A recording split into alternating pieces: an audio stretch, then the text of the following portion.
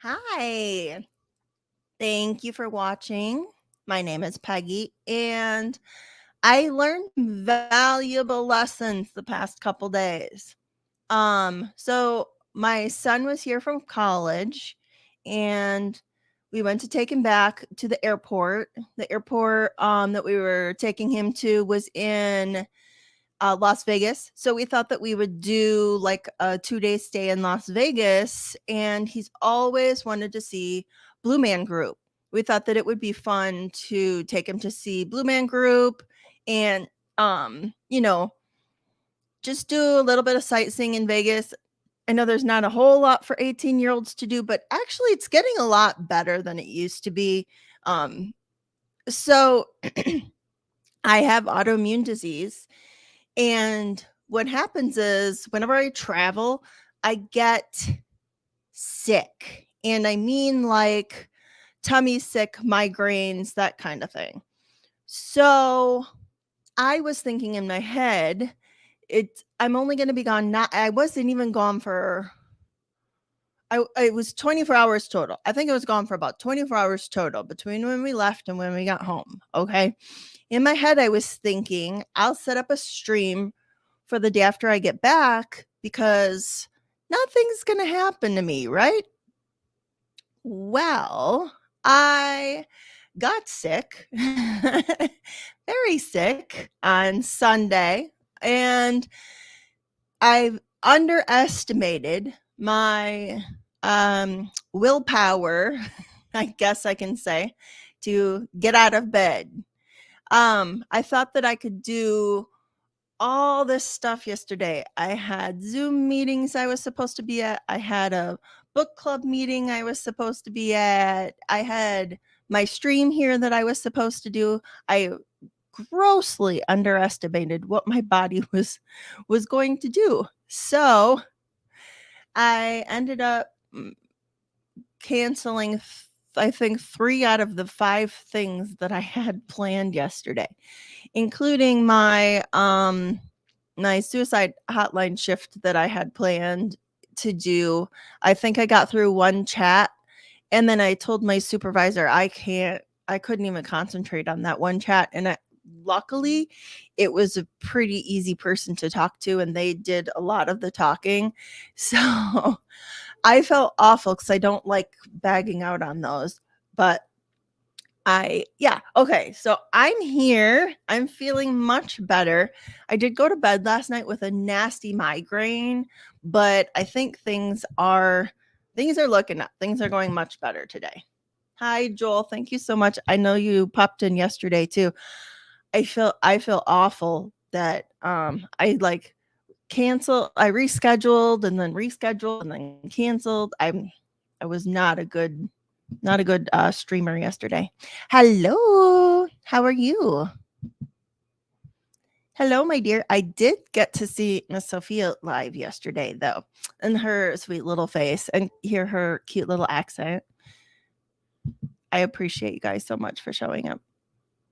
Um, I do have kind of exciting news that I'm looking forward to. While my son was here, he goes to college. He goes to a very large university in a pretty decent sized town.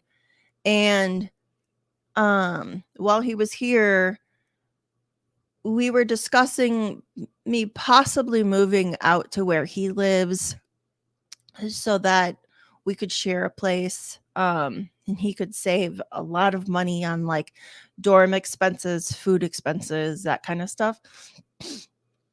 I thought that there was no way he'd be up for the idea. I thought that he'd be like, I really don't want to live with my mom.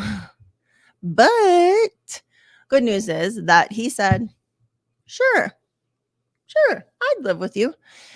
So, I'm more than likely going to go ahead and move out to where he lives next year. My husband is, I keep saying next year. It's 2024 now. So this year, this summer, it's happening. My husband is actually going to go overseas for a while. And so I'm free to kind of move wherever I want to for a year. And I was going to move to Colorado Springs because that's where a lot of my friends are. I have like a couple different places where I can work, couple different places where, people have told me whenever you move back, come back to work here kind of thing. And I was thinking Colorado Springs would be a great place for me. I have a lot of support, lot of friends that, whenever I go back to visit, they always want to see me. It's not like when I moved to New York and I thought, oh, I have so many friends here, this will be great. And then I had ended up having not a one friend. Everybody had either moved or kind of like stopped talking to me, which is what I'm going to get into very soon. So I am excited that my son wants to live with me. He and I are good buddies. We have a lot in common. We have a lot to talk about. Whenever we're together, we have um, movies in common. When he was here, we went to see Godzilla minus one, and we went to see The Boy and the Heron because we're both huge Studio Ghibli fans. And we're both into history. We're both into true crime and culty stuff. There's a lot of things that we're both into, really similar music. So we have a lot to talk about, and we watch the same shows. So I'm excited to get to live with him again, but also I'm happy to be able to like help him out because living on your own is ridiculous. There's no possible way at this point that he's going to be able to get a job to, pay his part of rent. Where, if he were to find roommates, most of his friends that he has right now have already, like, grouped up and they're getting apartments together next semester. So he was kind of bummed about that, or next year. He was kind of bummed about that. He really didn't want to have to live in the dorms again. It's expensive. He is going at an out of state rate right now, which is really expensive where he's going. So I'm happy to be able to help him out. And then we'll be able to, set up our residential status tax wise and all that kind of stuff. So down the road, we'll be able to help him out a little bit better with that and those expenses. So I'm excited about that. Yep, that's where he goes, Joel. So I will be moving there. To me, I'm happy about it because I love like cities, and the past 3 places I've lived have been really small, like rural areas where you have to drive a distance to get anywhere. Right now where I live, it's like we had to drive a little over an hour, like an hour and 15 minutes to get to the movie theater when we went to see the movies. Otherwise, he and I would have seen way more than 2 movies while he was here. There is a movie theater on Post here. They don't always really play what we want to see, but a lot of times whatever they play is already streaming. So like we have other options to see it than to go sit in their extremely uncomfortable theater that has those really old like really old school auditorium chairs that are like hardwood. They're so awful to sit in. Anytime we try to go see a movie there, it's like the most uncomfortable experience.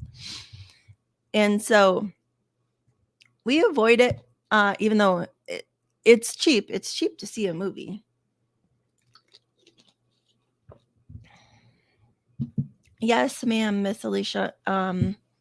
He's in the army, so we're stationed this teeny tiny little base here in Southern California in the Mojave Desert. And it's not very fun. And I'm not complaining about the weather right now because I know like most of the country is in this terrible, awful freeze. I have family in Wisconsin and I know it's very cold there. when my son went home to school, and when he got to the airport and he was waiting for the bus to take him back to his campus, he said it was -11. Um, and then where I lived in northern New York, I know my neighbors are telling me it's very, very cold, but there's also a lot of snow too, which I'm not missing. I'm gonna take this one winter in Southern California where it's like 50 degrees, and I'm gonna be happy with it, and I'm not gonna complain about the weather at all. Yeah, and I know for northern Georgia, that's bad. That like shuts down the whole state. When we lived in northern Georgia for just 1 year, and um we had like a snow day. There wasn't even 2 inches of snow, but the entire county was completely shut down. I found it funny. My kids found it hilarious. School was closed for like 2 days. We thought that it was pretty funny, and we made fun of everybody for it, but they also don't have any type of services whatsoever. I mean, there's no salt machines to melt the ice on the roads. There's no services at all. So I know it is dangerous, and since they're not used to it, it's dangerous to drive on and all that kind of stuff, but we did find it funny. Joel says here in the southeastern Colorado Plains, it's a high of 3, been below 0 for a day. And I know, Joel, where you are, it gets windy. It gets so windy because he lives away from the mountains, and then there's not a lot of trees and stuff out there. He's in the plains. So it gets really windy out there. I've I used to work in the plains. Joel, the dog shelter that I used to work in is in like the like Calhan, Peyton area. And so I know the wind is just insane out there. 2 inches of snow basically shut Atlanta down a few years back. Yeah, it's amusing to me, but I understand too. I understand that there's just no services whatsoever. Whereas in northern New York, even though we paid taxes out the wazoo, the snow gets like plowed. The the one thing that was really good about there was that the snow gets taken care of. They pre-treat the roads before um a storm is coming, and then they'll, depending on the storm, they'll plow like while the storm is there. They plow all night long. They plow all day long. I mean, they really know how to take care of the snow, and they have to literally move the snow. They have to put it somewhere.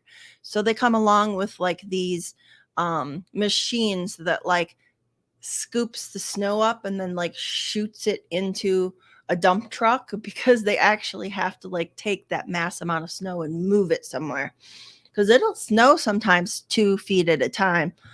One of the snowstorms that we had last year was actually 3.5 feet when we went outside, and that was just one storm. When we went outside, the snow was up to the top of like our chain link fence in the backyard.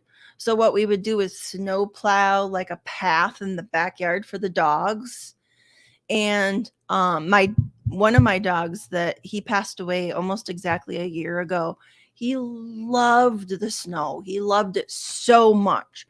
So it didn't matter how many feet of snow there were, he'd just go barreling through the backyard. He was so happy. It was like the time of his life. I loved it. I miss having him around, and I miss like having him, well, we don't have snow here, but I miss having him be all excited about the snow and stuff. Well, it's funny. I know it doesn't snow like a whole lot in Germany, right? Like it's not I've heard that getting like ice is an issue, but not like not a lot of snow or anything if you're not in the mountains. And in Colorado Springs specifically, there's I don't know, like they have like a thing where they boast about 350 days of sunshine or something like that every year. I don't remember, but the snow will melt because it'll snow one day and then the next day the sun will come out and it'll melt. But there's also a joke about it depends on what side of the street you're on. Because if you're on the wrong side of the street and all of the houses cast a shadow, then it won't melt. It's really funny. We were on the correct side of the street, so we like never had to shovel. We'd just wait one day and all of our snow would melt. Joel says it wind chill is 24 below right now. Yeah. I can imagine. It's my one of my really good friends has a small, like I would say hobby farm. It's 5 acres in Calhoun, Colorado, and she is not a happy camper right now. She keeps posting about how it's like this is the worst time to own outdoor animals. I know when they first got the farm, they learned really quick that they had to start building like outbuildings and like lean-tos and stuff like that for the animals because it is so windy out there and the tumbleweeds get so crazy out there. Alicia says, I find it funny that people act like they've never seen snow before. It's like, get it together, people. This happens nearly every winter. That well, and it's really no matter where I've lived, that first snow is always like people have forgotten how to drive in it. Whether I've lived in Wisconsin or northern New York or Kansas, wherever I've lived, it's like that first snow, people have forgotten how to drive and they're still trying to drive crazy and they're still trying to drive like, you know, 85 down the interstate and stuff like that. And then they're like, oh, why am I in the ditch on the side of the road? They forget that there's black ice or they forget that snow is slippery, you know, there's always so many accidents. And I feel like it takes you like a time or two to get your snow legs back or whatever. So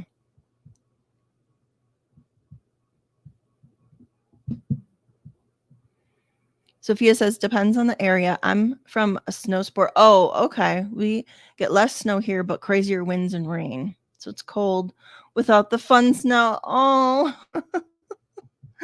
So do they have to make snow then? When I lived in northern New York, I worked at a ski resort and um last year I worked there last winter and they actually had to make snow because it was not snowing. It snowed like really heavy at Thanksgiving 2 years ago and then it just did not snow all through Christmas. So they had to start making snow. It was pretty bad. Joel says 5 acres is a hobby farm for sure. In fact, 160 acres is a hobby farm. I have friends that have 3,000 acres and that's a real farm. Yeah, seriously. I know that those ranchers out there, they have some serious acreage. And in Kansas too, you know, um Kansas they have a really good mix of um um farms that have, you know, they've got dairy farms, they've got beef cattle farms. I mean, there's like buffalo farms, there's you know, corn and soybean and sorghum farms. There's a really good mix of that stuff in Kansas for sure.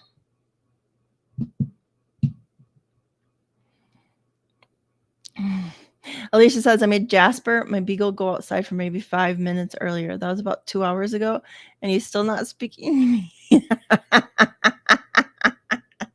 I love that. That's adorable. Aw, I have to see a picture of your baby.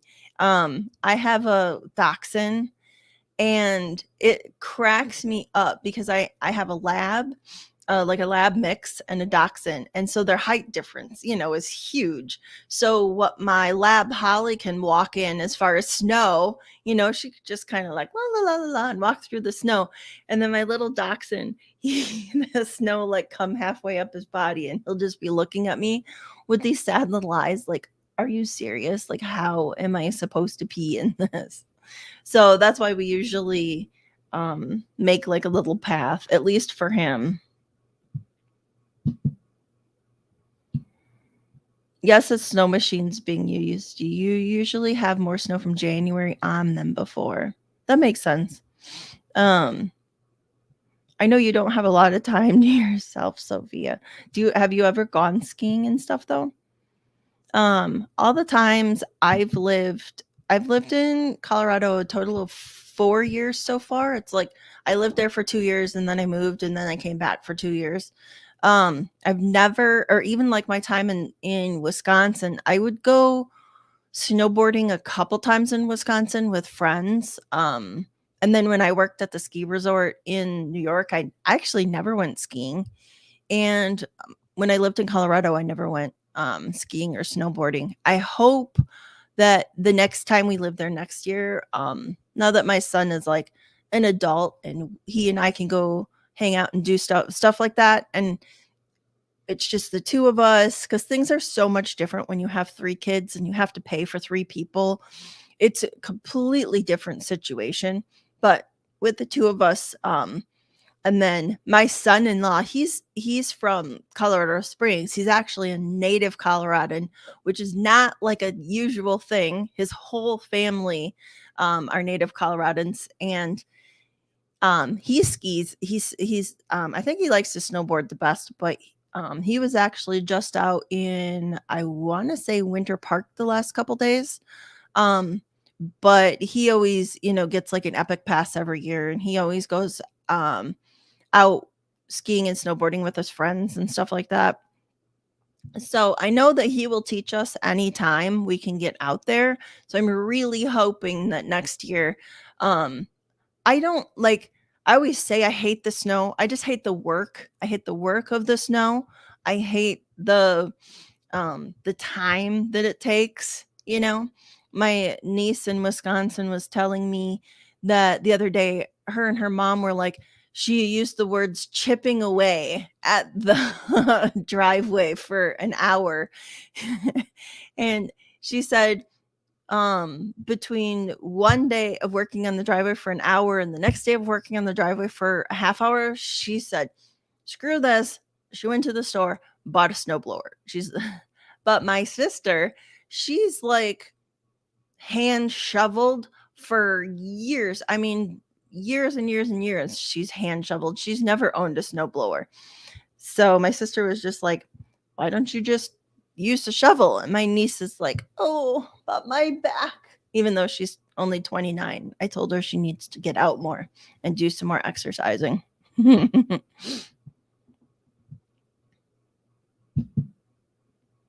Joel says, in my part of the state, ag is the main thing.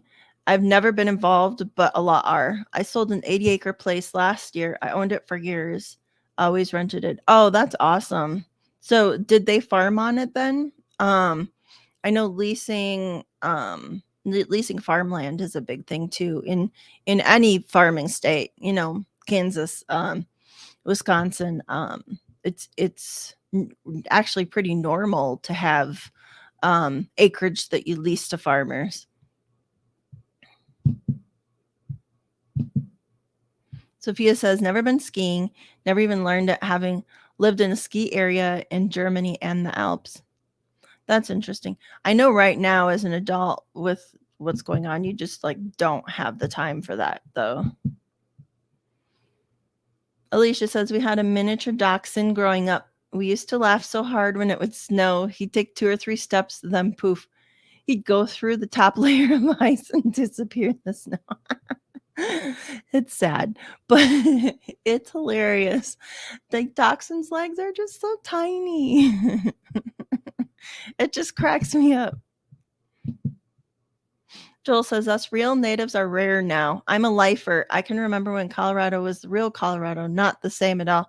Yeah, just talking to some of my friends that grew up in Colorado Springs, and the Springs has exploded. I mean, absolutely exploded. One of my good friends, when we first moved there in 2014, she kind of was showing us around, and she was showing us like in eastern Colorado Springs, this all used to be farmland. And now it's just, I mean, it's exploded east, it's exploded north.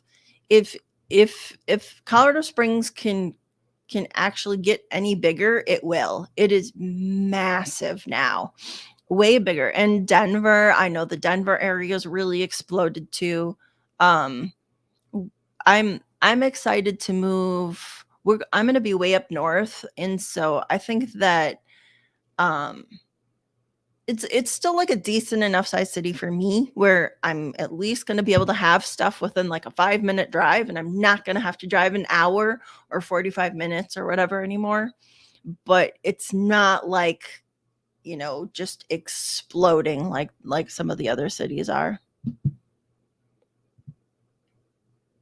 Alicia said, Dad would always go out and dig little trenches through the snow for hunts. Meanwhile, our collie, Key Sound Mix, Duke would be having a blast bowling her snowman down. Yeah, I bet that he was big enough to just fly through the snow. Plus, it sounds like he would probably have the fur that he wouldn't sit out there and be cold. Sophia said, one year we had building machines involved to get out the door in Austria. It got into the top of my knee-high boots, and I have long legs. That's funny. I didn't know you lived in Austria too. Dang, girl. Okay, so friends, since I'm speaking to my friends, I did want to talk about friends. I've actually already done a stream about friendships and adult friendships with Marilyn. So I'm going to put that link in my show notes.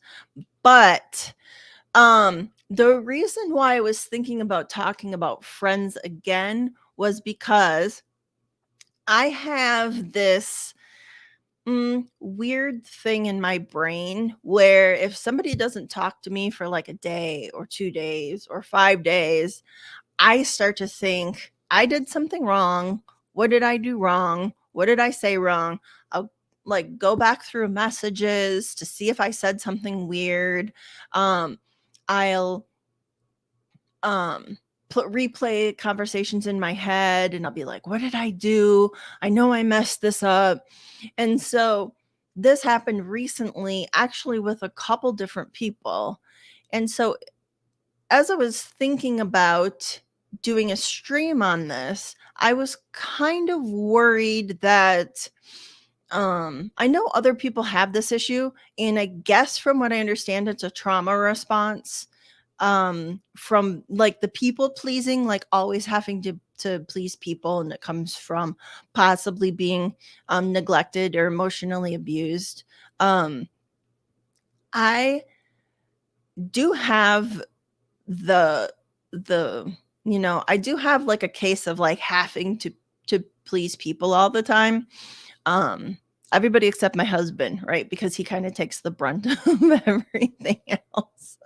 um I say that jokingly, but he really does kind of, he's the closest person in my life, like my best friend or whatever, right? So he kind of sees more of the ugly side.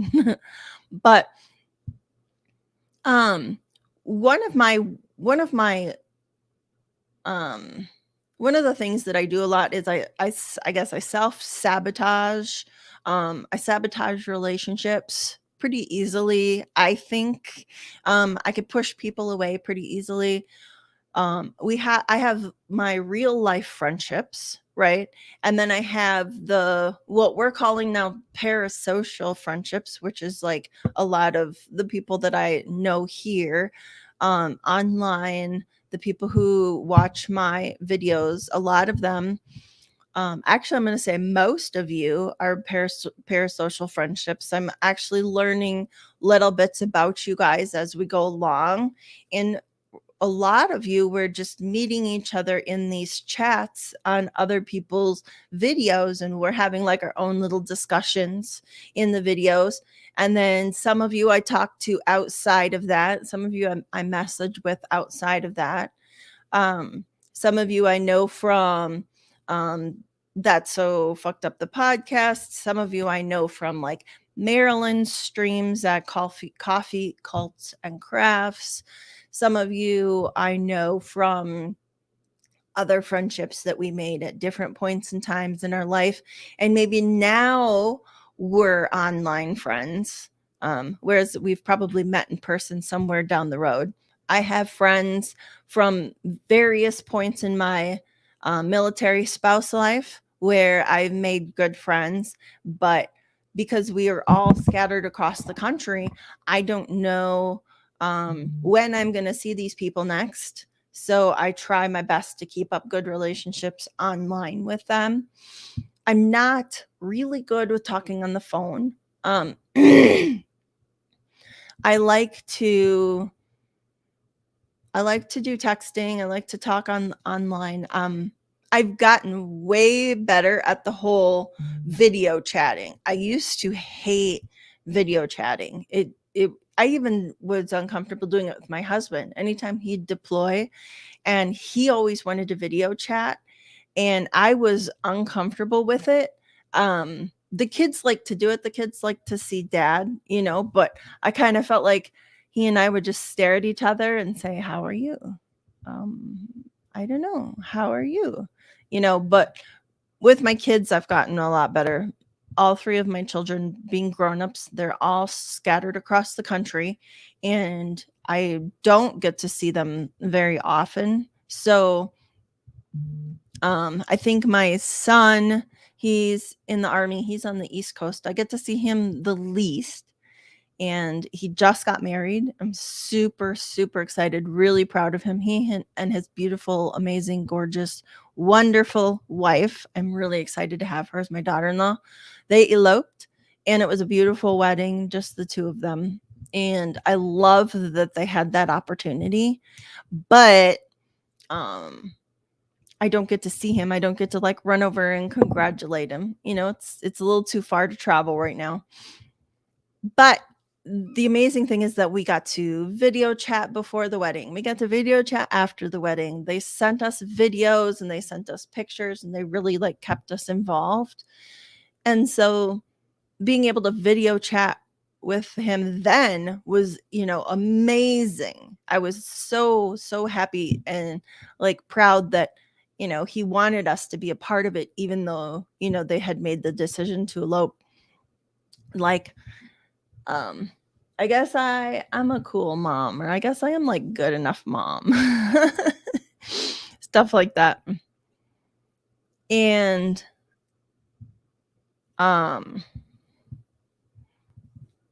what was I going to say? I was looking at every time I glance down at the chat, then I like lose my train of thought. So friendships. So the other day when I had a friend, and we had probably gone maybe 4 days without chatting, when usually we chat every day online, I started to feel really anxious. And so I sent her a message and I said, did I do something? Did something happen? I'm feeling kind of sad. We haven't talked in a couple days. I know that there's other people that she chats with every day, and so I was feeling a little bit like self-conscious, and I'm trying to work on communication better. I'm trying to make sure that if I feel like that, I ask people and I say, but I like to preface it by saying, "Hey, I'm a really self-conscious, really like weird person, and I have these times where I think that I messed up even though I probably did nothing wrong. So, that being said, did anything happen? And she was just like, "No, I've just been really busy. You're one of my greatest friends. I love you so much. Please don't ever think that anything's wrong." And I was like, "Okay, great. We're okay." Phew, right?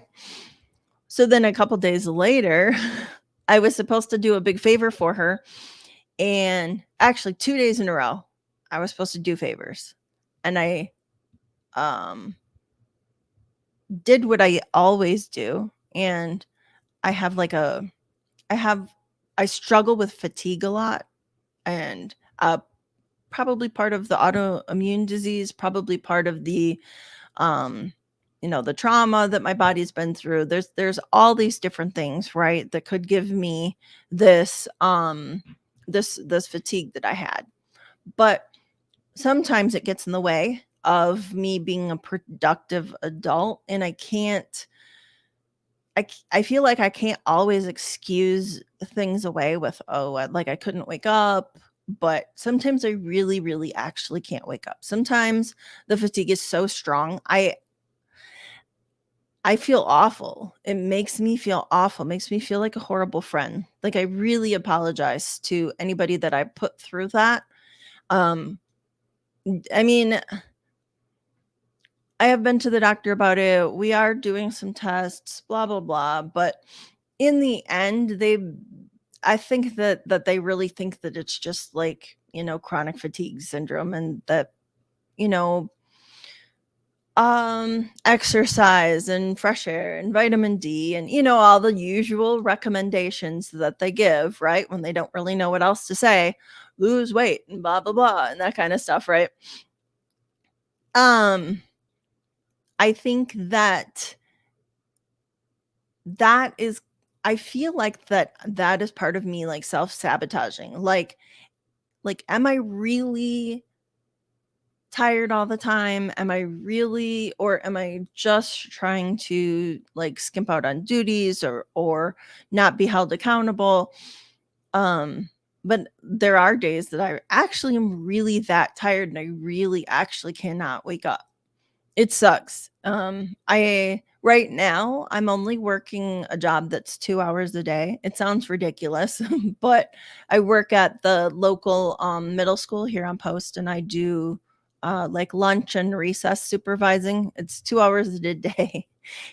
And for me, I usually work like two jobs, or um I'm working, one job, and then I'm working another job online.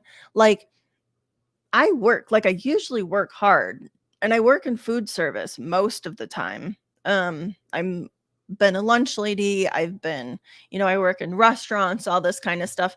I work pretty physical jobs, so it is frustrating to me that my body can't handle very much right now. Really frustrating to me. I think that's kind of why I've been doing so much online lately, like with the research for That's So Fucked Up, or um like helping people out with their YouTube things. I like to stay busy. But I really like to keep my mind active. I like to be able to contribute, stuff like that.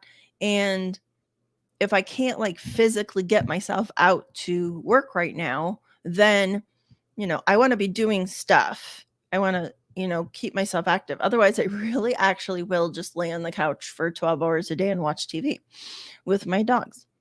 Especially now that I don't have kids at home anymore, and my husband is extremely self-sufficient. We've spent more than half of our marriage apart, and he's just a very self-sufficient person. He cooks all of his own meals. He doesn't really need me for much. He does a lot of the house cleaning. He takes care of the animals for me if I'm not having a good day, so at this point no one really, like, needs me. So I have to be doing something with my brain if I can't be doing something physically with my body, right? So there is a point where I will stop talking to friends because my brain gets overloaded, And then I am doing it to other people, but I don't realize it, right? I'll go 4 or 5 days without talking to somebody, and then they'll message me and they'll say, "What's going on? Why didn't you talk to me in a couple days?" Or why haven't if I don't post on Facebook, and it's funny, most of the time now I just post memes on Facebook because I actually will have people message me and say, "You haven't posted on Facebook in a couple days. Is everything okay?"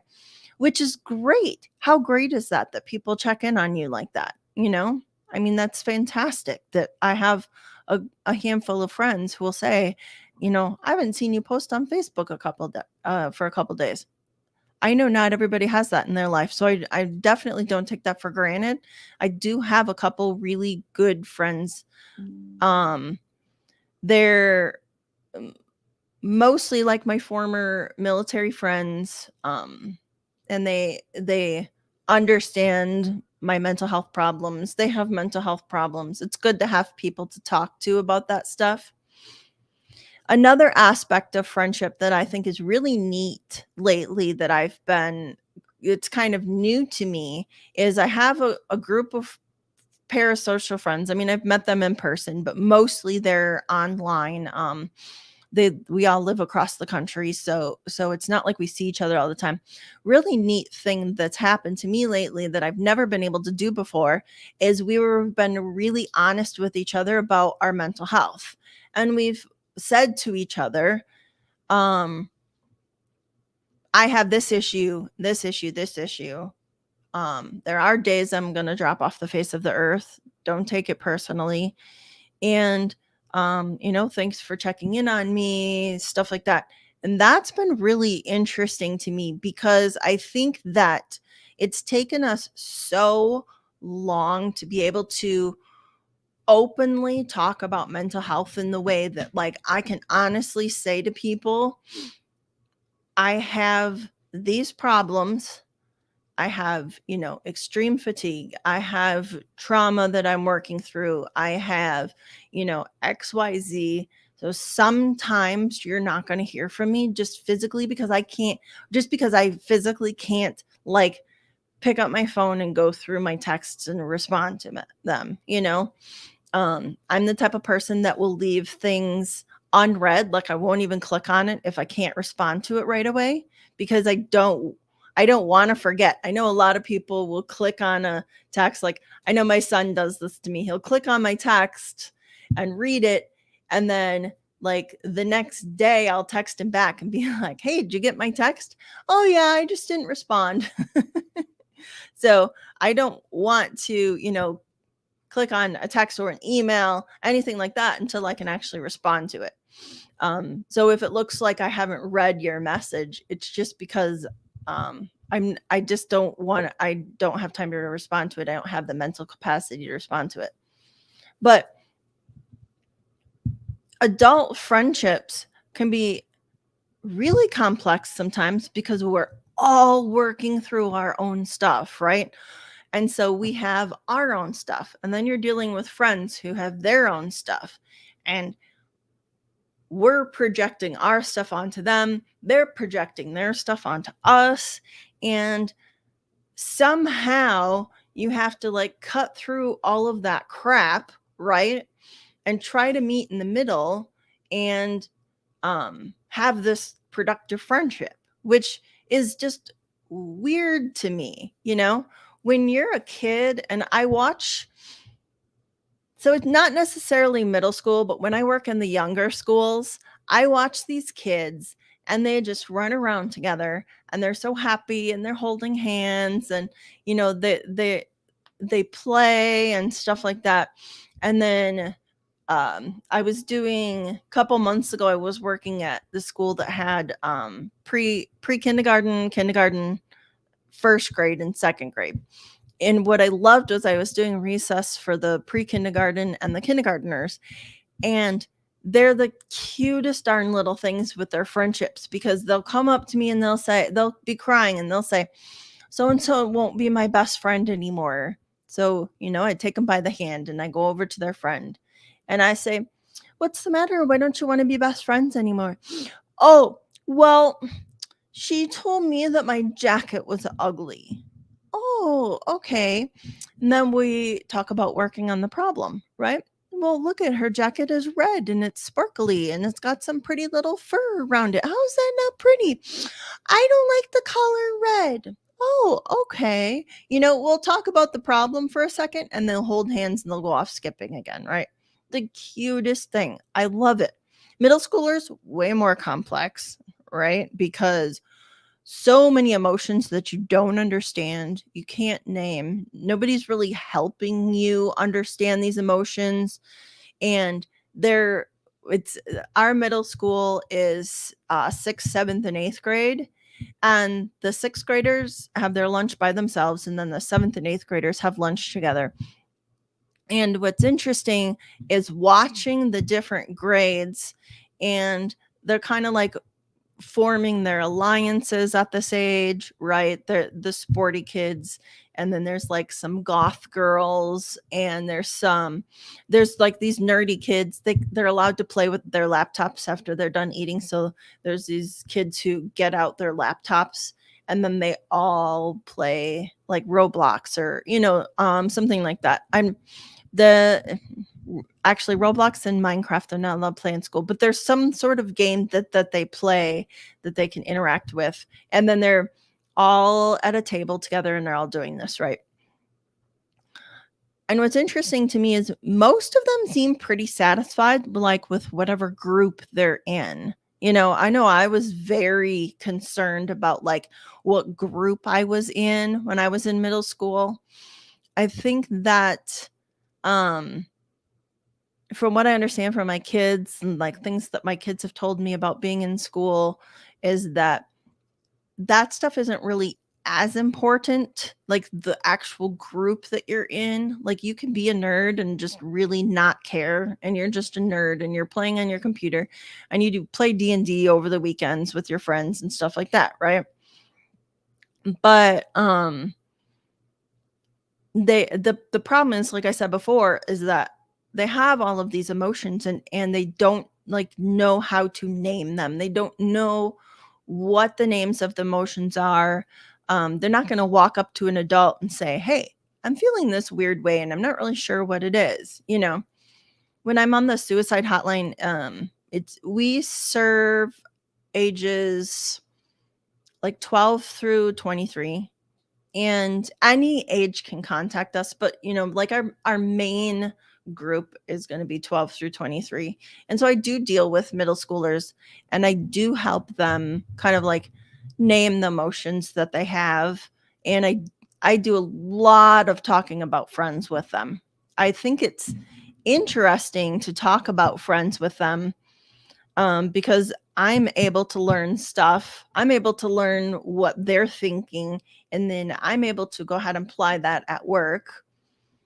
I think that it's interesting for me to be able to kind of pick their brains, because I do have to ask them questions, and I ask open-ended questions so that I can get better responses out of them.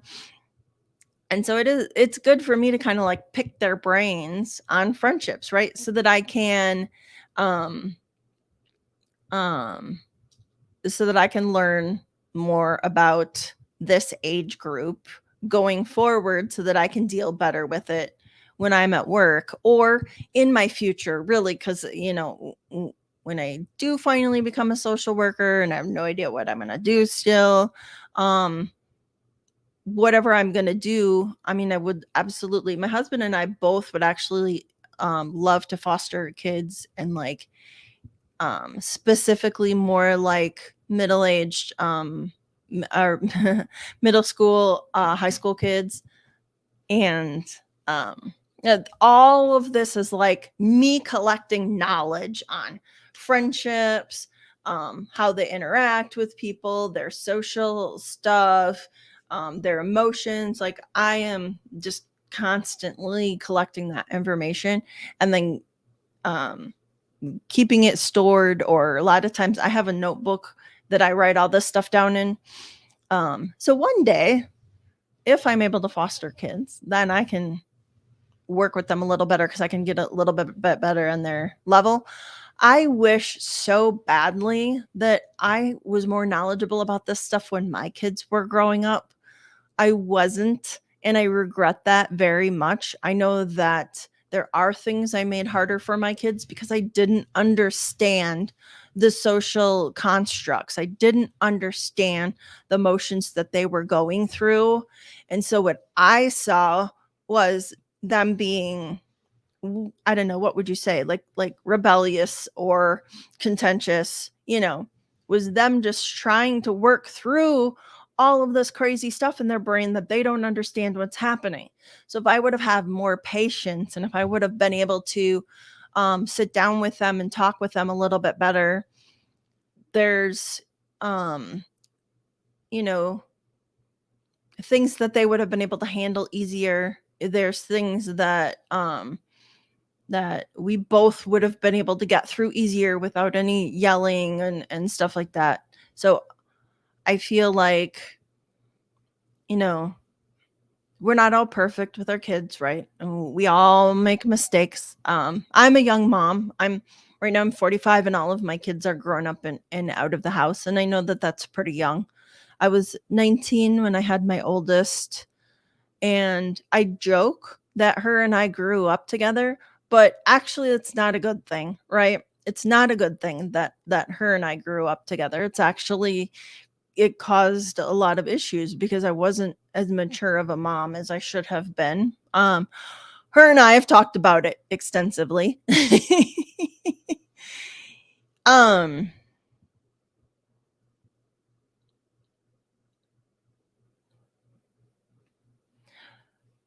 Looking at comments again. I just actually wanted to, this comment was I noticed before. I think that's because we have like our special little moderators group with Marilyn, and you're one of the people that I like talk to outside of, like online chats. And same with Sophia, I talk to her outside of online chats.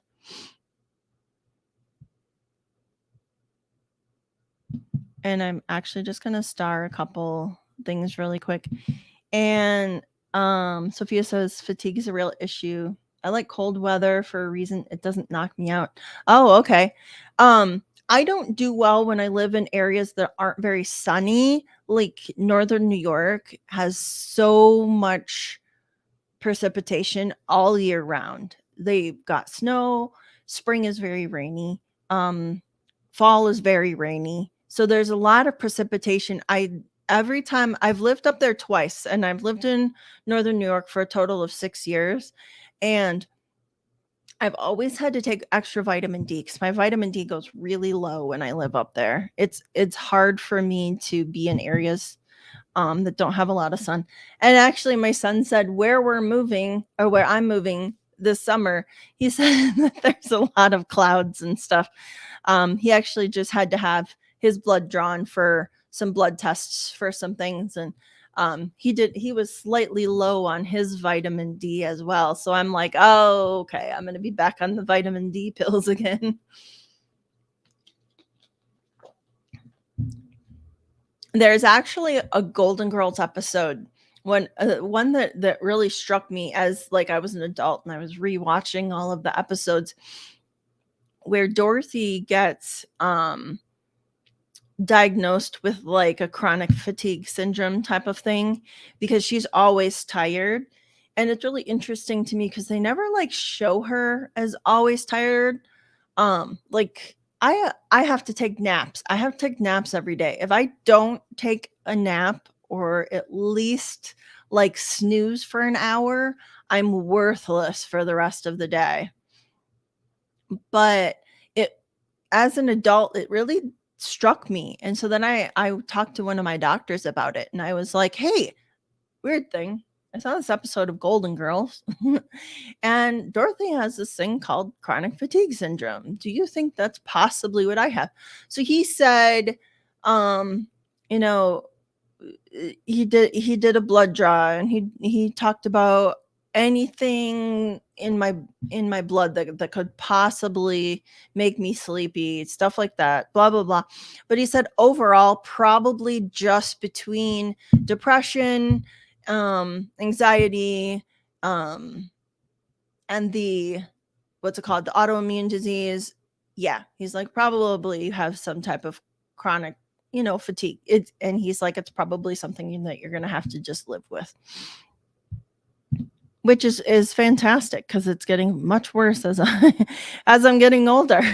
And I want to be like, I'm usually a busy person. I'm usually like, walking my dogs and going for hikes, and I'm usually a fairly active person. And in the past 2 years, it's been rough because I want to be as active as I normally am. Even my daughter, uh, last year, she said, when I realized I couldn't work a normal 6 or 8 hour job on my feet at a restaurant like I'm used to, she said, "Mom, you just have to accept the fact that your body isn't letting you do the things that you used to do." And it's hard to accept that. It's really hard. And when I get home, even after my 2 hour shift, like, I can snooze on the couch with the dogs for an hour, wake up, and I'll be okay usually. Sometimes I get into that thing where I can't wake up, and then I end up taking a 3 hour nap or whatever. Oh, this is exactly you gotta learn to listen to your body. Hyperproductivity is an avoidance response too. Yes. Yes, ma'am. And I was one of those moms that, like, I worked my job.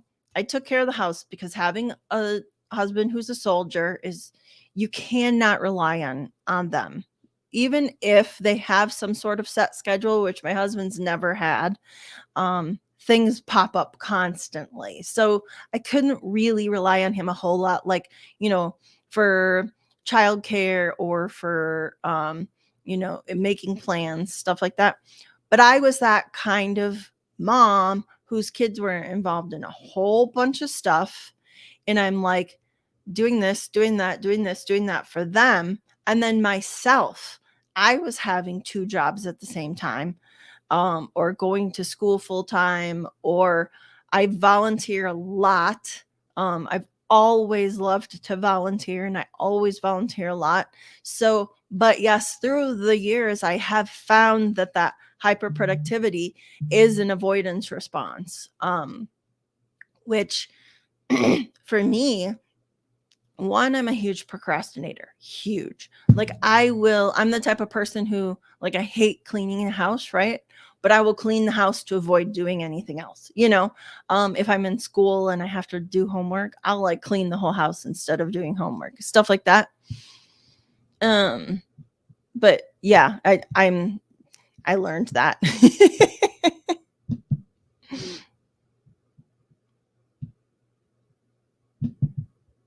I'm just gonna start a couple things really quick.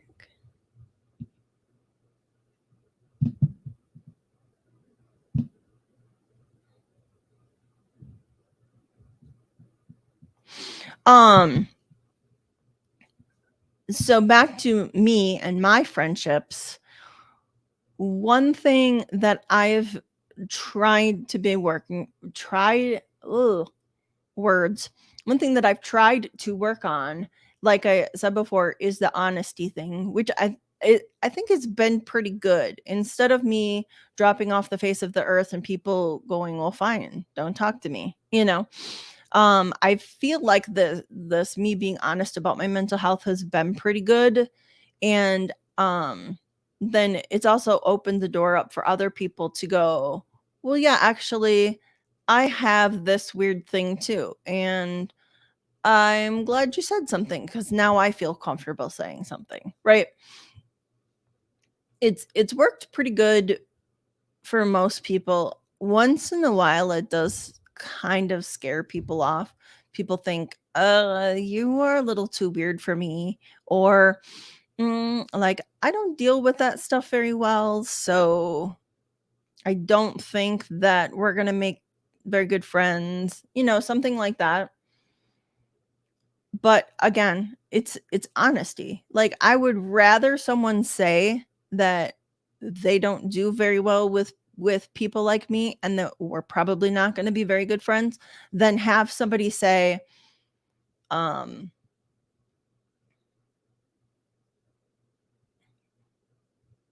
than have somebody say, geez, words, right? Then have somebody say like, "Oh, yeah, like, I know lots of people like you, and I'm totally gonna be friends with you," and then they just stop talking to me. I have had a couple instances where I've had, like, groups of friends just completely fall off the face of the earth and, like, unfriend me, stop talking to me, and that's really hurtful. Like, I again, I would rather somebody say something to me instead of the whole just, like, ghosting or whatever they wanna call it. But on the flip side of that, I have actually ghosted people, like, several times, which is so bad, but it was before my days of honesty when I get too overloaded and too overwhelmed, and I don't know how to handle situations, and so it was easier for me to just, like, unfriend a group of people than to figure out how to tell a whole group of people, what's actually going on with me. And I have this actually one example. Back years ago when my kids were little, I friended this was my first real experience with parasocial friends. Um, my 18-year-old was about 1, and my husband was deployed to Afghanistan. I was pretty lonely. All of the kids were small. I think my daughter was 8 or 9. So, and I didn't have very many real life friends at the time.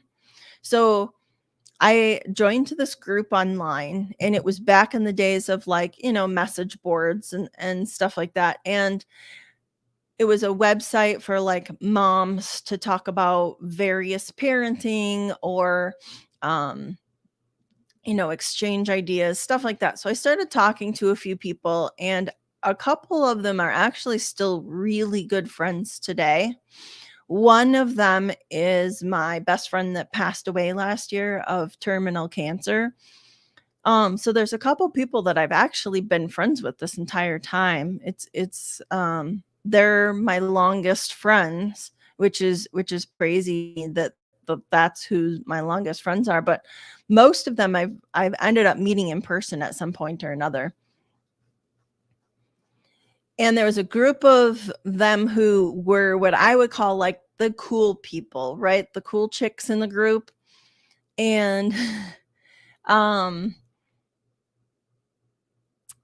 they were like moderators of the message boards, and I eventually got to become a moderator. So I got to become one of the cool people, and I thought that I was really cool, and I was in this group of what was called super moderators, which was just a couple of us, and it was where we moderated several different message boards, and we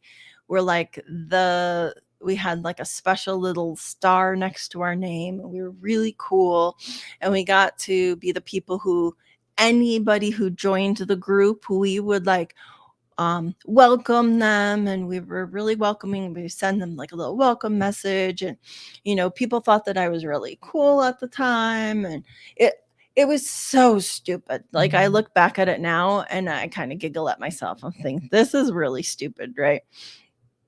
But at the time, I thought it was the greatest thing ever, and I got paid in, gift cards. So, moderating, you got, like, so many points, and then as a super moderator, you got, like, even more points, and so, I get paid in gift cards, and my husband thought it was cool because we get paid in, like, restaurant gift cards or Macy's or Sears or, like, we used to get stuff, and he was like, it was like a job, you know? Did spend way too much time on it. Did become kind of an obsession for me, but I was, a lonely stay-at-home mom at the time, and my husband, he was either deployed or he was training, or I mean, it was back in, you know, 2005, 2006, 2007, back when the war was really raging. He was always gone, right? Um, so I had been friends with these people for quite a while, and I want to say maybe 2011 came a point in time where I found out that there was a private chat group that I wasn't involved in, and that one triggered me. And then I also found out from somebody that people were talking about me in the private chat group about like me just being weird and flaky. And yes, I am flaky. I totally realize that. And but obviously there's reasons for it, right? Reasons that I've talked about. But instead of, confronting me or asking me, a lot of these people were just talking about me behind my back. And so what I did was I deleted my Facebook account. I deleted my online presence as far as like the message board groups, the I'm deleted my Instagram at the time, all this stuff, and made like new ones. So I made a new Facebook account, made a new Instagram account. I just completely stopped talking to those people. And so that was one of my first instances of just mass deleting a whole bunch of people and stop talking to a whole bunch of people that I had considered really good friends at the time. A couple of them I even like went out of my way to meet in person or things like that. So that was an instance of me like ghosting a bunch of people, right? I know at the time a couple people were messaging me saying like, what happened? Why did you do this? Why won't you talk to me anymore? And what's interesting is my best friend Judy, who passed last year, she was one of the people that I detached from, and she was one of the people that I talked to a lot at the time. So she had messaged me and she had said, what's going on? She's one of the few people that I actually answered back to, because as I was thinking about it, I thought, actually, Judy's not even in this group of people. She's never been in this group of people. And why am I detaching from her? She doesn't even like hardly talk to any of these people. So when I made my new Facebook account, I did add her back in, and like a little handful of other people I added back in, and those people I'm still friends with today. And like I said, some of them I've met in person and stuff. But um that was like my instance of, instead of communicating with people just like a mass, and that was, I think, kind of extreme too, right? Like completely deleting accounts and not talking to people, and just, but the thing for me was, because they're online, it was so much easier for me to do. I didn't have to look anybody in the face. I didn't have to talk to anybody who messaged me. I just deleted their messages. I didn't have to take any accountability for that. And even up to, I don't know, like, so this happened in 2011. I think about 5-ish years ago, I got a message from one of those people again saying, because I still have the same email, and saying like, "Hey, I'm just kind of wondering like whatever happened. Why did you do that? It just kind of like, came to my mind one day, and I was thinking about you, and I was just wondering why that happened." And I thought to myself, it's been so long. Like, I really don't have to answer to this person. I don't have to talk about this anymore. So I didn't respond to the email. I just deleted it. And um I kind of felt like a coward for doing that. Like, it, because it's online, because it's an email and I can just delete it. Again, I don't have to be held accountable for my actions. So I did feel kind of I did feel guilty about it. I felt like I was doing something wrong. But I also feel like why? Why does it matter anymore? It had been what, like 10 years or something? Why, or not 10 years, 5 years or something. Why did it even matter anymore? We don't have to be friends. We didn't really have much in common back in the day. We don't have anything in common now. You know, why does it matter? But that person's looking for closure, right? That person's looking for, hey, why did this person I thought was a friend of mine suddenly disappear off the face of the earth? And they were looking for that closure. Whereas I've had the same problem where people have ghosted me and I'm looking for closure. I'm feeling like am I ever going to get an answer as to why this person stopped talking to me? Am I ever going to get the truth? Am I ever going to be able to talk about this person without feeling sad? I've been in the same spot. And as a friend or somebody that I thought was a friend, I want to know. And so I'm thinking to myself, this person wants to know. But again, because it's online and I don't have to look anybody in the eye, I can just do a click, delete the email, and be done and not have to worry about talking to that person about what happened or my feelings. Or yeah, you know what, I'm a really weird person. I have mental health problems. Sometimes I do weird shit. Sometimes I do really spontaneous stuff that I regret later. I recently sent my sister a not so very nice text, which was telling her some things that I've been thinking for a while and that have been bothering me for a while, but I told it in a way that was not nice in any way whatsoever. A lot of mean words. And so now, like, I'm, suffering the consequences, and it's going to be probably a long time before she talks to me again. And even with an apology, it's still going to be a long time before she talks to me again, because her and I have been through something similar to this before. It's kind of how she processes things. And I have to respect that, right? But it was a rash text. I was very angry in the moment. I should have taken some time before I sent the text. Usually I sleep on stuff. Usually I let stuff sit for a while before I respond to it. I didn't that time. And now, like I said, now I'm paying for that.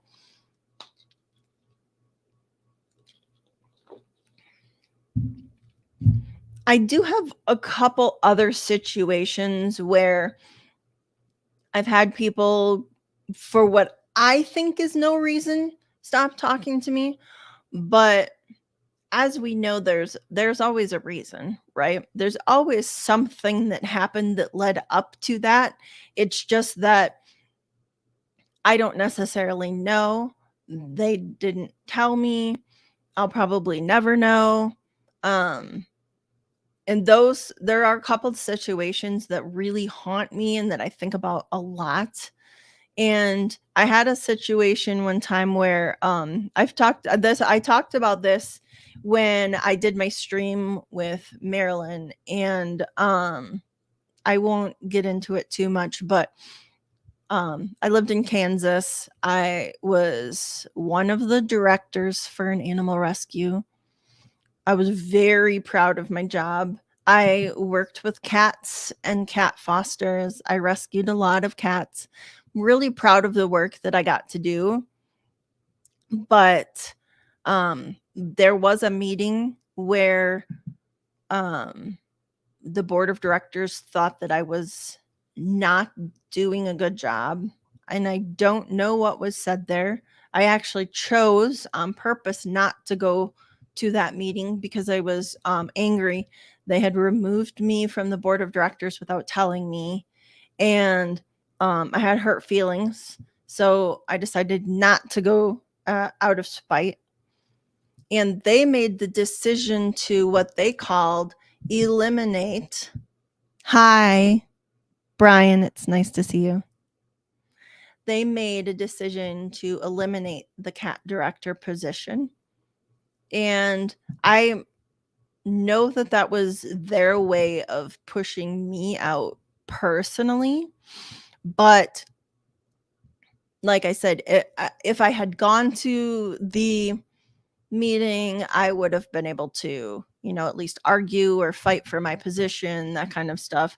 I was hurt. I decided not to go, which all of that stuff is human. And I've had a lot of time to think about this. This happened several years ago, but it still hurts today. It still causes me to have a really hard time trusting people, because some of those people I actually thought were really good friends and I had confided to about a lot of things. My husband was deployed at the time, so I thought that I could lean on these people and trust these people. And I felt like we had been through some stuff together, because animal rescue work is really hard. And um I chose, not to ask. I chose to take the spiteful way and just, again, delete everybody from Facebook, delete everybody from Instagram, block numbers, not reply to emails, that kind of stuff. One of my really, really good friends, who's still a good friend to this day, she ended up taking over my position. And what I did was the right thing and the nice thing, and gave her all of my notes and helped her through everything and helped her transition into a very difficult position.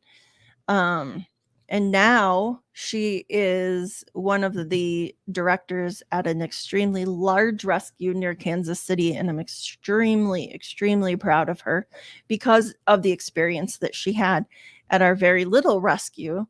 So it's been amazing to watch her grow, even though rescue work right now is awful, awful, awful.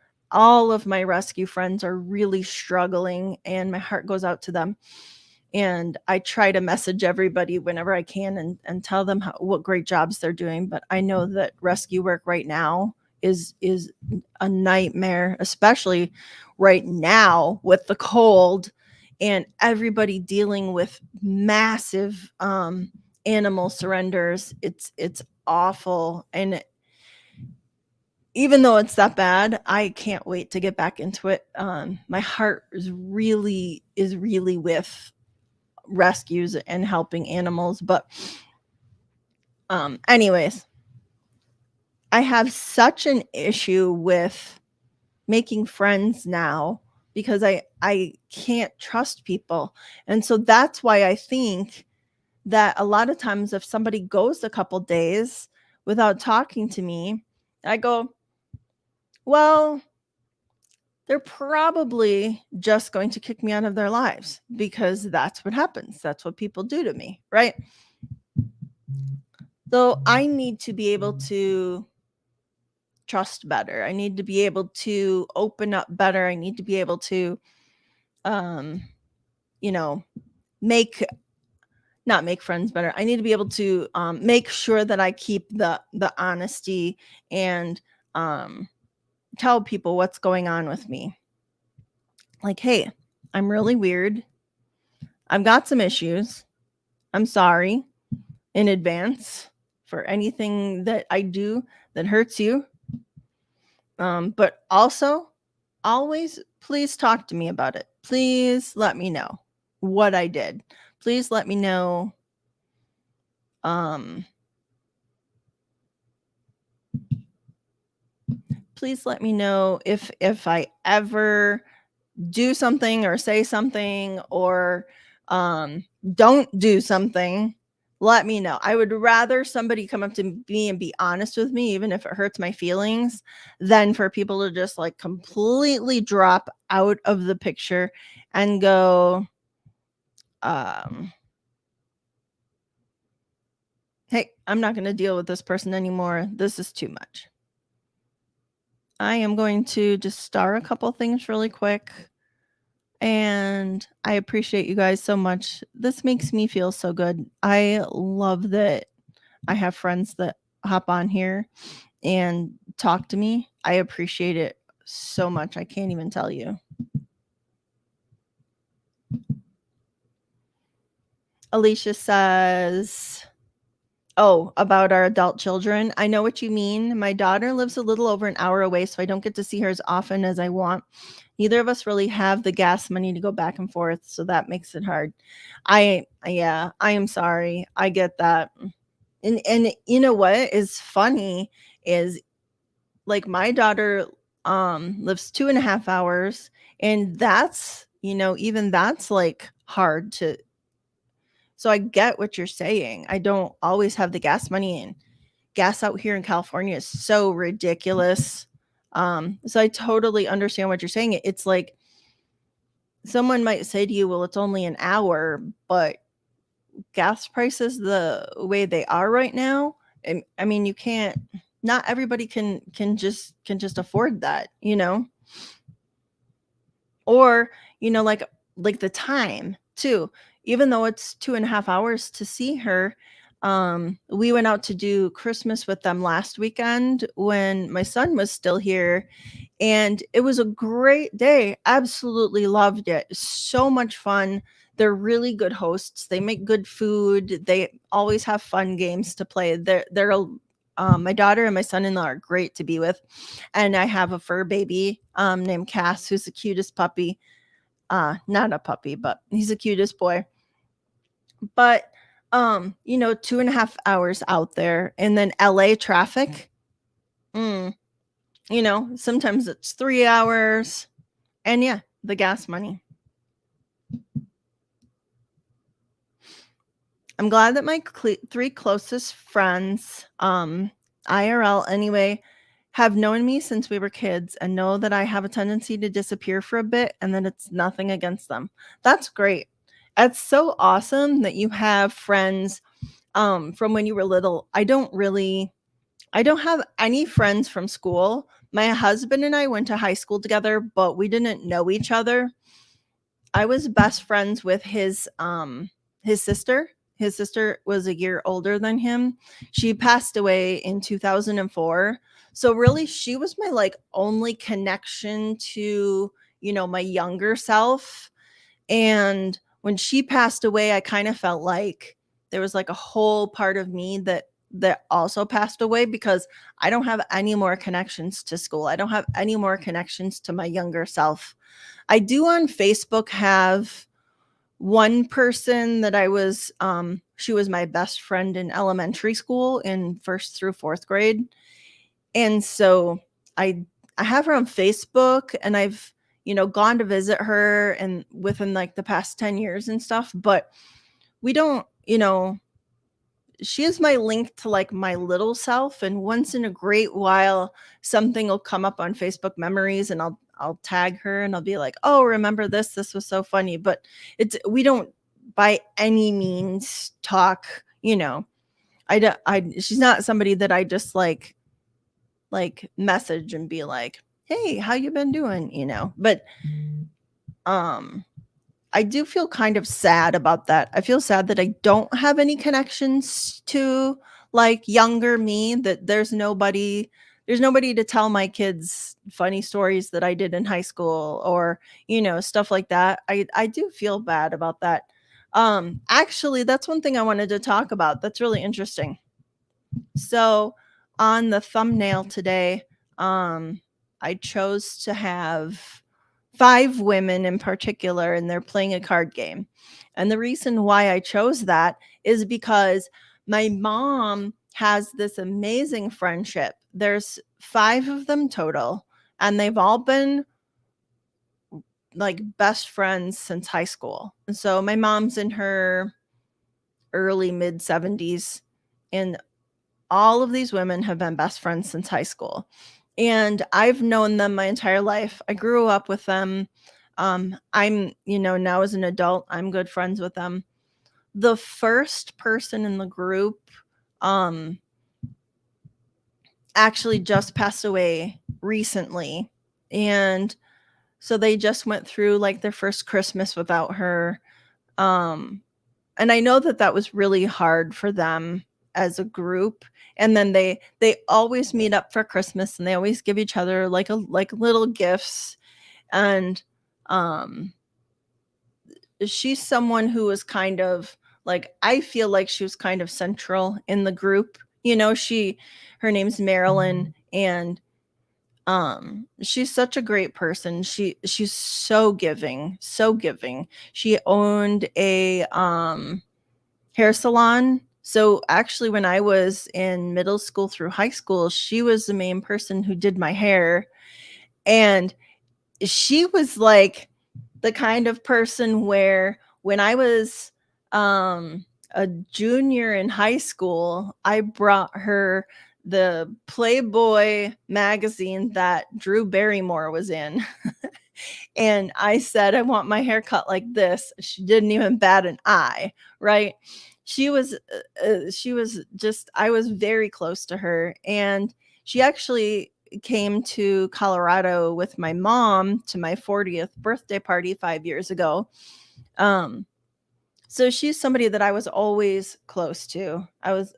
When I was in high school, I could actually talk to her about things that I couldn't talk to my mom about. And so I am sad that she's gone. I'm sad she has one daughter, and I'm sad for her daughter because now both of her parents are gone. And I, at this point I have no idea what that's like. I'm not looking forward to it. I don't want to know what it's like, but the friendship of these five women, I chose five women who are playing cards together because they did play a lot of games together. We would have um some of them over to our house for cards, or backgammon or cribbage. I know they played that a lot. Or they would come over, and it was funny. My parents, when I was growing up, my parents didn't really drink very much, but whenever they would have wine and cheese and sausage and stuff at the house, that's when I knew everybody was coming over, or some of them were coming over. And that was always funny because to me, it was like I would go and hang out in my room while they were there, but I always got to take, like charcuterie long before charcuterie was cool. My parents have been doing that for ages, since the 70s, since they were hosting people at their house, right? And so they'd always have yummy food, so I'd get to take all this food up to my room and sit and watch TV and stuff and hang out by myself. But their friendship was just so great, and I love that my mom has that. I love that my mom has this connection. They all knew each other's parents. They were all at each other's parents' funerals. They have been there through so much. They've been there through loss, and they've been there marriage. They've all been there through for each other's marriages, or divorces, or childbirth, and they have that connection that dates back to the mid 60s. And like, they have people that know about their entire lives, and I think that that's one of the coolest things ever. I know that, like, I have my sister, and if my sister and I are friends, when in the times that we are friends, I do have that person who's known me since I was born, because she's 8 years older than me. But having best friends is something totally different. They've been there through so much, but they've also had the experience where some of them haven't been talking to each other. Sometimes, um, you know, there's a point in time where one of them was always so busy. She never met up with anybody else. And they had to kind of confront her and say, like, hey, look, you're really hurting our feelings because we're never a priority to you. Your other friends are always a priority. And she was like, oh, wow. You know what? That's something I honestly like didn't do on purpose, and I wasn't even thinking of. I'm just really busy in my life. And then, she made more of an effort to get together, but they were able to be honest with her and say, "Hey, you're hurting our feelings," instead of just excluding her from the group, which is probably something I would have done. So I just wanted to point that out. That's why I chose the thumbnail for the episode today. I have always loved that friendship of theirs, and I've always loved seeing how they're there for each other. One of the women in the group, she just lost her husband on actually on New Year's Eve. Her husband passed, and they all rallied around her immediately.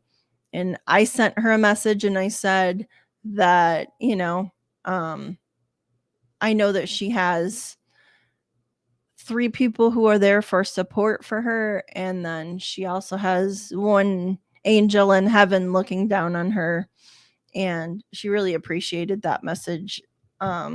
She she said, "Well, now I'm crying again." Oh wait, I just unstarred something I wanted to say. Okay, here we go. Joel says, "I've been blessed for the most part, mostly good health, and I don't suffer from depression. I've always had good friends, some for 40 or 50 years. I've been told it's because I'm outgoing." I know in the chats you're really outgoing, but I am really outgoing in chats too, whereas I'm a little more reserved in real life. But I think again, this is amazing that you've had friends for so long. That's so cool. I love that because again, I know Joel, you said you're in your 60s, I think, right? Um it's those people that know your backstory. They can tell, they can tell other people what you were like when you were younger, or like the shenanigans you would get into, or that's really neat to me because it's something that I don't have. Or like my husband, he has he has friends from his really early days in the army, and so they can do the remember when with him. They can do the remember when we were privates and we were rangers and we were stationed in Georgia, and all the stupid stuff we would do together. And he has a couple friends who he was friends with in high school, and they can do the remember whens. Remember when we played football together? Remember when you know we got really really drunk that one time, and we had a big party at your house. And they can do that kind of stuff, and I'm jealous of people that have those kind of relationships.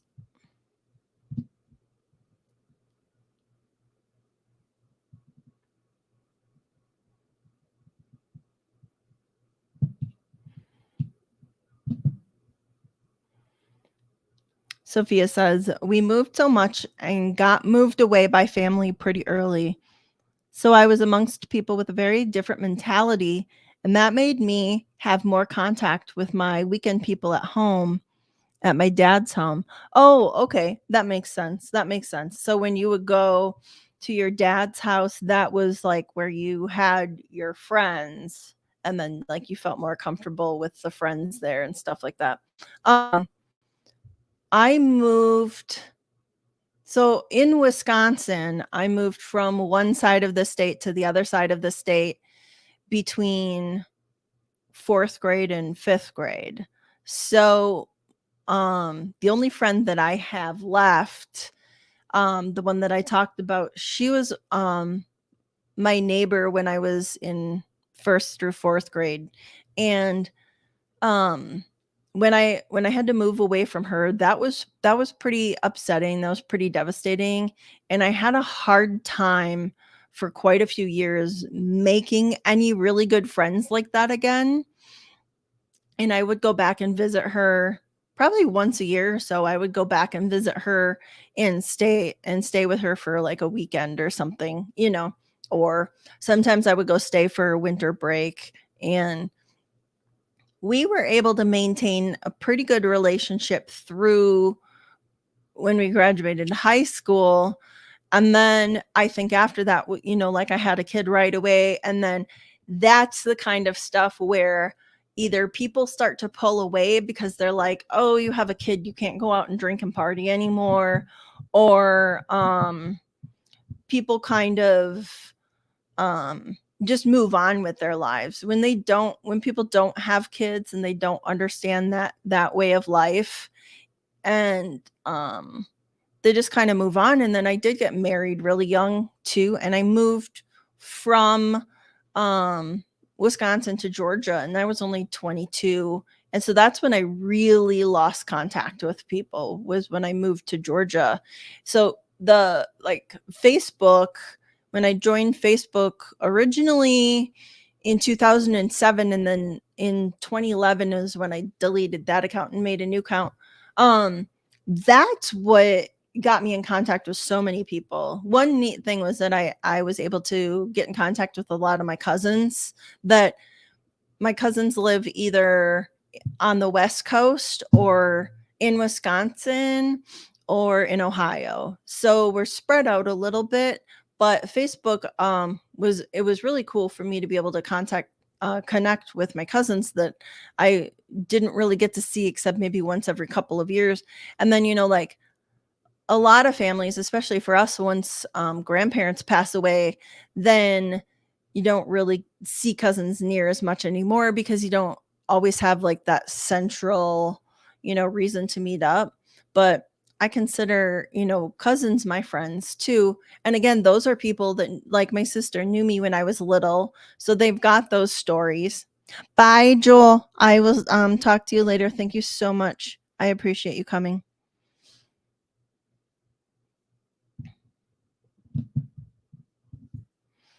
Alicia says, I have some friends that I literally don't remember not knowing. We moved into the house my parents still live in when I was 11 months old. Wow. A lot of the original families are still there. That's really cool. And that is something I cannot relate to at all, but I am jealous of people that have that. And I know my kids are too. My kids have moved. We've lived in 7 states, I wanna say. Um, Maybe 8. Sometimes I lose track. But, we've moved so many times, and the kids, um my daughter has really good friends from high school. Her, boyfriend, they started dating senior year of high school, and so they've got, like, a really good friend group from high school, so she has that. And then she's got one, really good friend from middle school that she still has, and I know, like, on Instagram or whatever, she's got a couple good friends, right? Or, not good friends. She's got a couple, like, old friends that knew her when she was younger, but it's when you're a military kid and you move so much, it is really hard to keep up those relationships. My, youngest son, Hunter, one thing that I thought was really cool was, he went to middle school in Colorado where he went to 7th and 8th grade. And then he moved and he went to 2 different high schools. He went to high school in Kansas for 9th and 10th grade, and then he went to high school in Northern New York for 11th and 12th grade.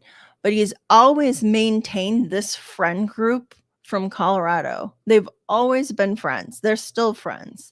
And they play D&D together. They play video games together.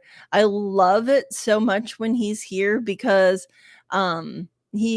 they have like Discord chats together. They play games together or whatever, and I'll hear him in his room talking and playing and having fun with his friends. I think that's so fun. And they're people that have known him since he was younger.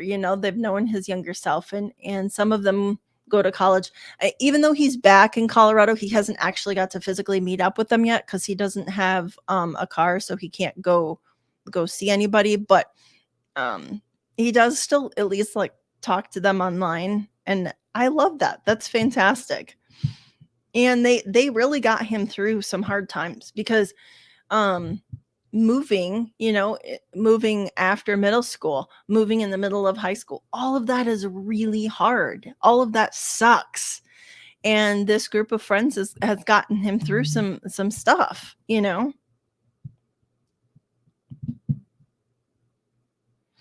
Sophia says, I lost my people before 3rd grade, and I was informed 2 weeks before starting the new school, and was in a city with really bubbly people, and it was too much for me. I understand that. I have a hard time with really bubbly people. Like, I'm kind of just an even keel person. I've talked before. I wish I had like a more bubbly personality, or I wish I was more like, hi, everybody. Today we're going to talk about blah, blah, blah. I really wish I could do that. Like, I feel like I would have, 100 followers right now, and I would have like 10 people watching me at one time. That'd be really cool. But I'm not. That'd be really hard for me to maintain, especially somebody that suffers from fatigue. Like, after this, I'm gonna probably have to go, chill and watch TV and like not talk for a couple hours. But I understand that it's hard to make friends with people that aren't your speed. The people that I'm more friends with are more, like, I feel like they kind of talk more like I do, or they at least understand that I can't keep up, with certain personalities for very long.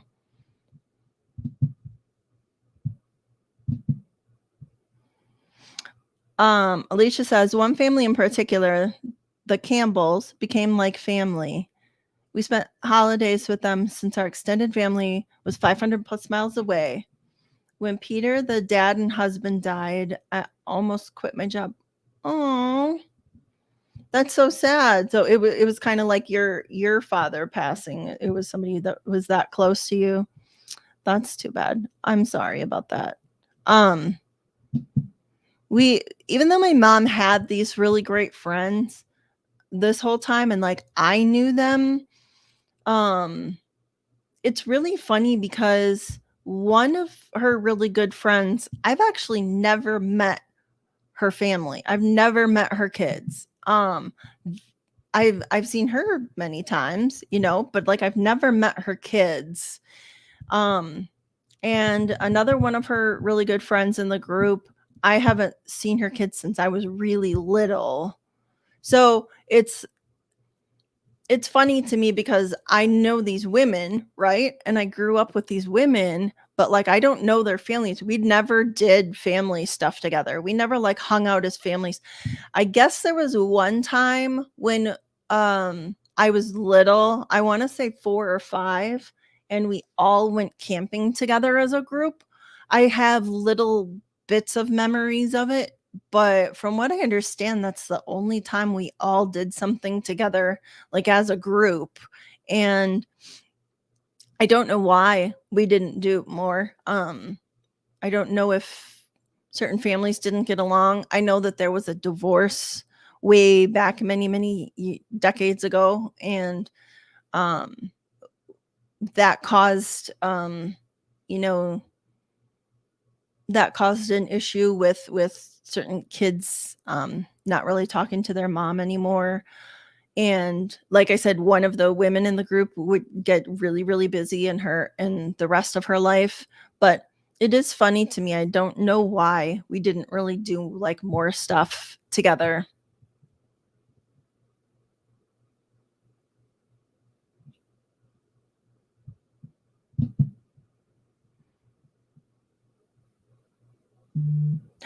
Oh, because they didn't want to let me off for his funeral because he wasn't family. I told them he was family and they could either lose me for a day or permanently because I was going. That's great. I'm glad that you stuck up for that. That is really good. I do understand that there are people that aren't, blood related, and then in the military, I know it's difficult for people to get off. Like, whenever my grandparents passed away, I don't think my husband wasn't at any of my grandparents' funerals, because that's not like close enough relation for them to be able to get off. A couple times he was deployed, but I know when he was here stateside, my grandparents isn't like his family, so there it wasn't like a reason for him to get off to come to a funeral.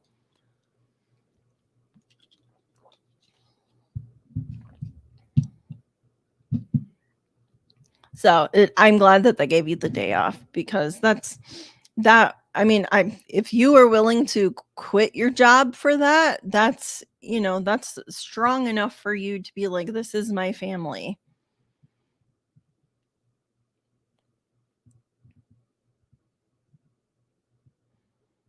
All right, I'm gonna read a couple more, and then I'm gonna head out.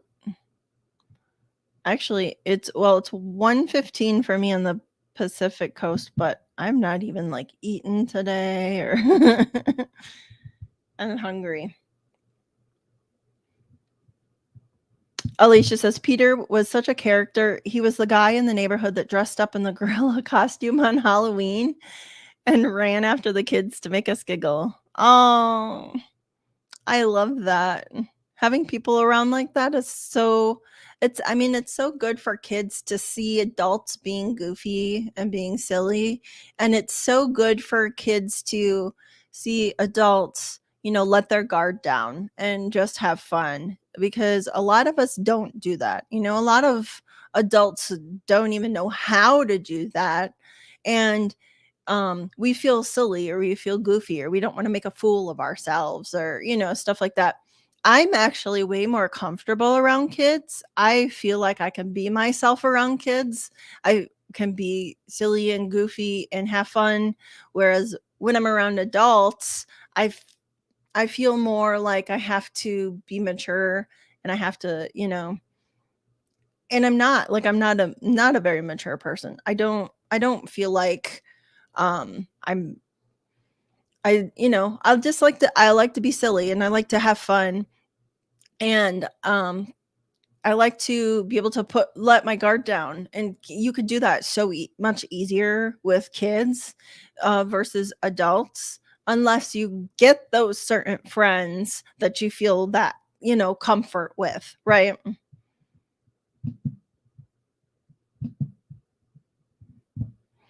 Sophia says probably different mentalities. Just because parents get along doesn't mean the children are a good fit. Yeah, and that could have very well been too. There so in the group, um, 4 out of the 5 women had kids. 2 of us were younger, and then the other kids were all older than us, and so my sister, was 8 years older than me, so all of the other kids were older like that, and so, there was me, and then there's one girl who's 2 years younger than me, and her and I tried to play a couple times, but we didn't really, um we just didn't really hit it off, I don't think, and so we just didn't we didn't really get together that much. I We were just really different people, we were into really different things, and so yeah, that's actually yeah, now that you say that. Alicia says one Halloween, I, a teenager at the time, came in the house laughing, and mom asked why. I told her Peter was dressed up and scaring the kids, and everybody was laughing. She asked what he was dressed as.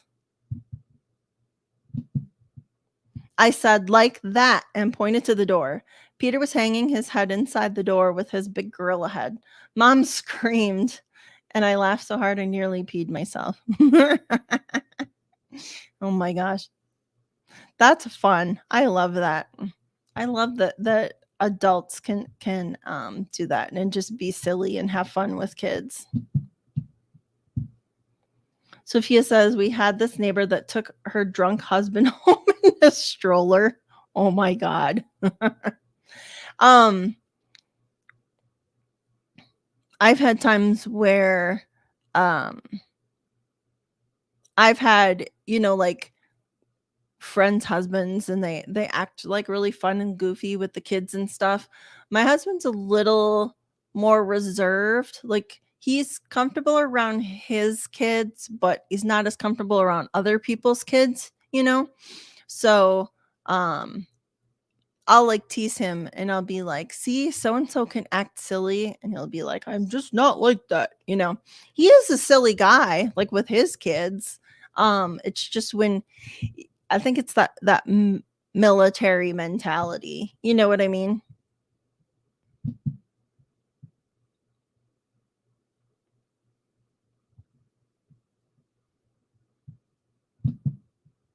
Alicia says, "Peter, my dad and another neighbor, Dad Lee, were all buddies and never had a problem being goofy." That's good. I love that you have those memories like that, that you have those memories of, you know, being around like silly adults and having fun and stuff like that. That's really great that you got to grow up with. And not everybody's childhood is perfect by any means. But you still at least got to have like fun parents and silly grown-ups that, you know, showed you that life could be fun and funny. Sophia says, "I grew up in villages with adult groups and there were really uncomfortable interactions involved sometimes." Um, that's what it's like to be in like right now we're in military housing. And so there's just a whole bunch of um army guys, and we're all living in like this group of housing together. And it's so awkward because even though the guys are all military, or I say guys because okay, my husband has always been in infantry, okay? And it's only been until more recently that women have been allowed in infantry. So if I say guys referring to soldiers, I apologize for that. So I'll say soldiers, even though they work similar jobs and stuff like that, they're awkward around each other. It's weird. It's like they walk outside and they kind of, grunt hellos at each other and get in their cars and go to work. And sometimes, once in a great while, my husband will kind of chit chat with the neighbor a little bit. And then, um, and he does have friends here. He lived here for a little over a year before I moved here. And so he did make friends like before I was living here. So he does have friends, and he has like people who are car guys and stuff like that. But it is interesting to see their interactions with each other. They kind of, they stand around with their arms crossed and blah blah blah blah blah, and they kind of have awkward little conversations together. And yeah, I understand that because it's kind of like growing up in military housing.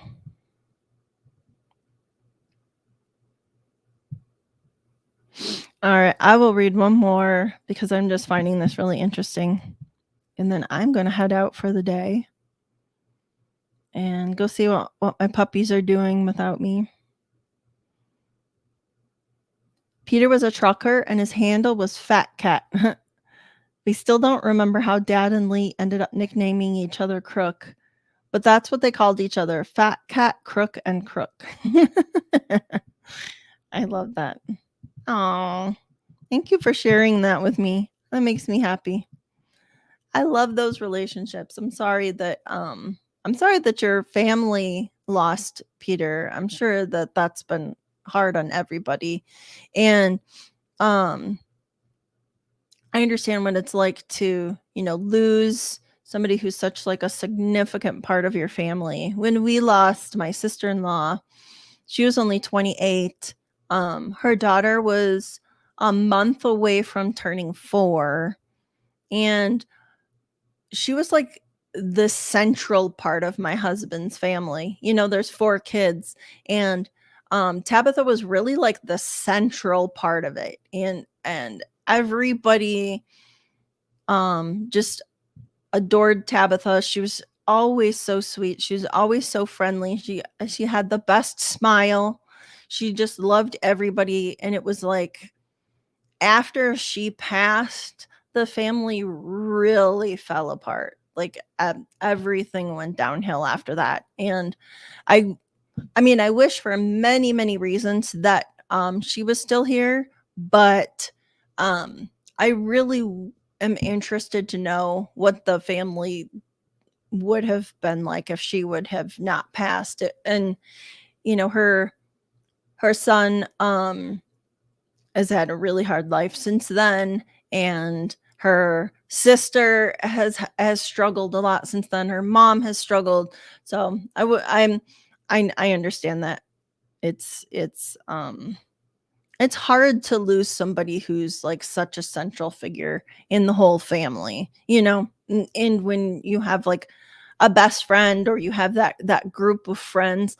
I think my mom is so lucky that she's 73, and the first person in the group just passed away, right?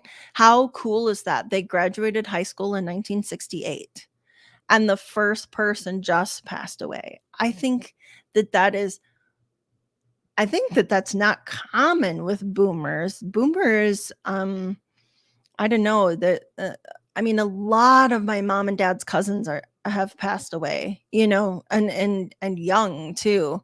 Um, so I love that my mom has got to have this group of friends for so long, and I feel bad that she's hurting, but on the other hand, she's got to have this group of friends for so long, and it's just not as common anymore, as it used to be, like with my grandparents and the golden generation and stuff like that. So Peter was sick for a long time before he passed. In some ways, although it really hurt, it was also a sense of at least he's not hurting anymore. Yeah. hmm I understand that. When Judy passed away, she had suffered for 2 years, almost. She was diagnosed with terminal cancer in April of 2021. She passed in May of 2023, so for 2 years. And I mean, she had bone cancer, it spread to her liver. It was awful. It's like the worst thing that you can imagine. Um, the bone cancer caused like many fractures throughout, her spine and various parts of her body. And the liver cancer, I think, really hurt the worst. But like the amount of pain that she was in was just astronomical. And I am glad that she was out of pain. I miss her a lot. I told her, everything. We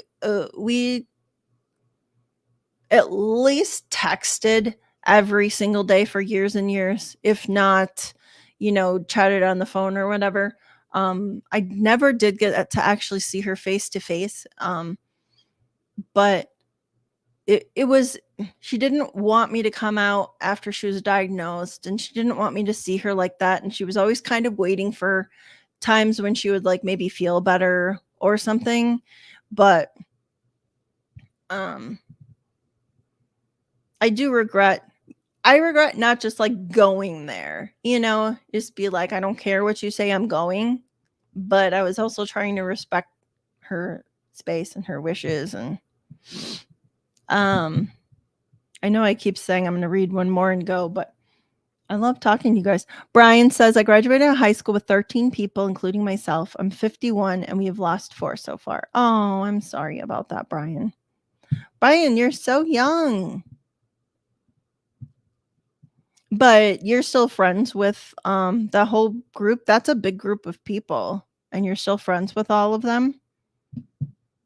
That's really neat.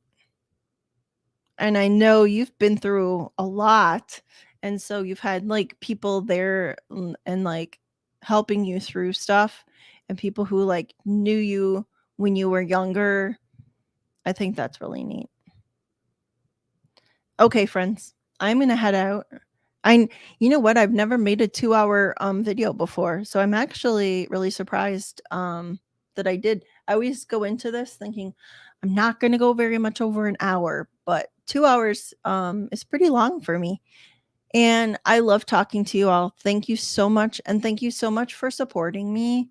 And I often think that I want to like give up on my channel. Um and you know,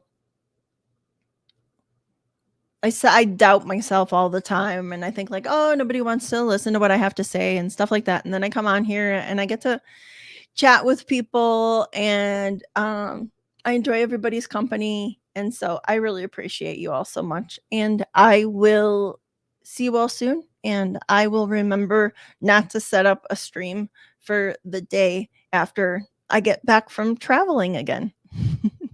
All right. Bye, guys.